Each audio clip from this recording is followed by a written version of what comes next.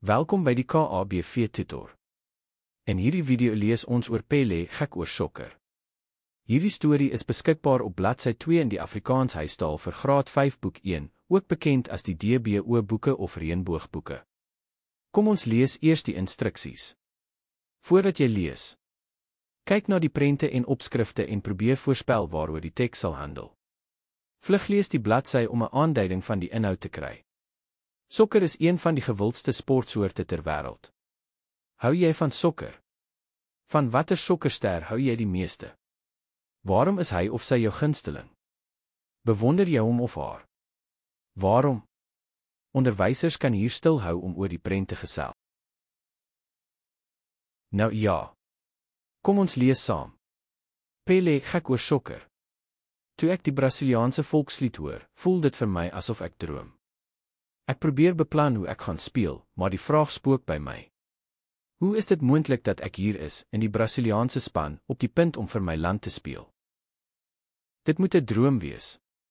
Dit is hoe Pelé op die ouderdom van 17 gevoel het, voordat hy vir die eerste keer in 1958 in die eindstryd van die Wêreldsokkerbeker gespeel het. Wie is hierdie seun? Hoe het hy by die Wêreldbeker uitgekom? Hoe voel hy oor sokker, die spel wat hom beroemd sou maak? Pelé het in 'n klein dorpie in Brasilië gewoon. Sy gesin was baie arm. Hy was die soort seun wat sokker gespeel het toe hy veronderstel was om skool toe te gaan. Hy was gelukkig, want sy pa was ook 'n sokkerspeler, en sy pa het hom geleer dat rook en drink nie vir hom goed is nie. Pelé sê Brasiliane is gek oor sokker. Hulle leer skop sodra hulle kan staan. Hulle leer eers later loop. Hy het sy eerste sokkerklub, die Kaalvoetouens, op die ouderdom van 10 gestig.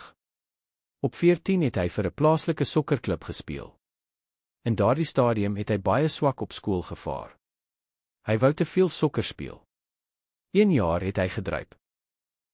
Hy is op 14 uit die skool en het by 'n skoenfabriek gaan werk.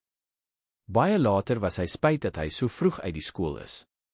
Nadat hy reeds getroud was en 'n kind gehad het, is hy terug skool toe en daarna universiteit toe. Op 15 het hy vir die beroemde span Santos begin speel. 2 jaar later, in 1958, het hy in die Wêreldbeker in Swede vir Brasilië gespeel. Hy het 10 doele aangeteken in die kampioenskap, wat deur Brasilië gewen is. In die groot aantal wedstryde waarin hy gespeel het, het hy meer as 1300 doele aangeteken. Waarom was Pelé so suksesvol? Daar is verskeie redes. Eerstens was hy baie lief vir sokker. Tweedens het hy baie slim gespeel. En laastens het hy nie net vir homself gespeel nie, maar vir die span. Pelé was nie net 'n uitstekende sokkerspeler nie. Hy het ook hard gewerk vir die regte van sokkerspelers.